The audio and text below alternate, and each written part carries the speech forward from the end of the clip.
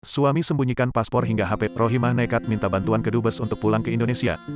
Perjuangan Rohimah untuk pulang ke Indonesia ternyata cukup berat. Rohimah yang membina rumah tangga lagi sejak 2 bulan lalu bersama pria asal Turki, Zeki Bayrak Iskandar, sayangnya harus kandas. Alasan Rohimah mantan istri Kiwil itu, memilih untuk bercerai dengan suami Turki karena sikap sang suami tak seperti di awal menikah. Saya kan menikah selain karena ibadah, memang untuk membahagiakan anak-anak saya. Biar ada yang nafkahi, ujar Rohimah di Rumpi No Secret, dilansir dari YouTube Trans TV Official Kamis, tanggal 26 Mei tahun 2022. Namun saat anak-anak membutuhkan nafkah, Zeki sang suami malah tak mau memberikannya, sampai-sampai anak Rohimah dan Kiwil itu hanya makan nasi dan kerupuk. Rohimah sebagai ibu, yang mendengar penuturan sang anak tentunya ingin segera pulang tapi dipersulit oleh sang suami kala itu. Karena ketika saya di Turki kehidupan anak-anak miris banget. Sampai makan nasi sama kerupuk katanya. Saya mau pulang ke Indonesia pun dipersulit, sambung Rohimah. Tindakan sang mantan suami itu membuat Rohimah berpikir kalau Zeki amat mencintainya tetapi tidak dengan anak-anaknya. Oleh sebab itu, Rohimah nekat diam-diam menghubungi Kedubes Turki untuk meminta bantuan dipulangkan ke Indonesia.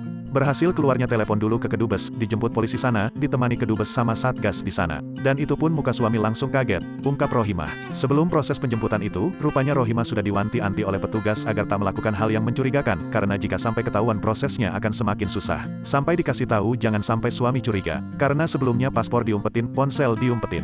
Enggak tahu terlalu cinta apa gimana, kalau kasar sih enggak ya, beber mantan istri Kiwil tersebut. Walau sang suami kini sudah melepaskan kepergiannya, tetapi Rohimah sendiri merasa kasihan karena seolah hanya memanfaatkan pria Turki itu. Sebenarnya sih kasihan si Kak Ros. Kasihan karena dia sudah mengeluarkan uang banyak untuk saya, biayain saya operasikan. Dia juga nanyain terus kaki saya gimana keadaan saya sekarang, ujar Rohimah. Ternyata setelah Rohimah pulang ke Indonesia, sang mantan suami itu masih menghubunginya dan menanyakan perihal uang yang harus ditransfer untuk anak-anaknya. Tetapi Rohimah mengatakan jika apa yang dilakukan Zeki sudah telat. Dia juga sempat tanya berapa saya harus transfer ke anak kamu per bulan. Tapi sudah telat sih, saya di sini dia baru tanya, tandas Rohimah.